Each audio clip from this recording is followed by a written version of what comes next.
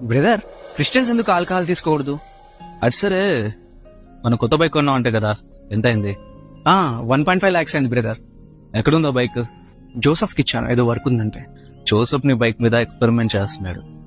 Petrol bike లో diesel ఎందుకు పోయకూడదని diesel పోస్తున్నాడంట, తెలిసిందా? బ్రదర్ నిజంగానా? 1,00,000 పెట్టి కొన్నారు బ్రో.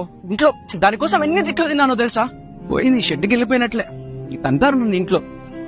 1,00,000 పెట్టి కొన్న బండిలో పెట్రోల్ కి బదులు డీజిల్ పోసారంటేనే అంత బాధపడుతుంది. నేనైతే బండి రిపేర్ చేయించు, కుదిరితే కొత్త బండి కొనుక్కోవచ్చు. పోతే మళ్ళీ కొనుక్కోగలిగిన బండి విషయంలోనే నీకు ఇంత బాధ అయితే తన స్వరూపంలో చేసుకున్నాడు. పాపంతో ఆయనకు దూరం అయిపోతే ప్రాణం పెట్టి తిరిగి కొన్నాడు. తాగుబోతులమై పరలోక రాజ్యాన్ని చేజార్చుకుంటే ఆయన ఇంకెంత బాధపడతాడు.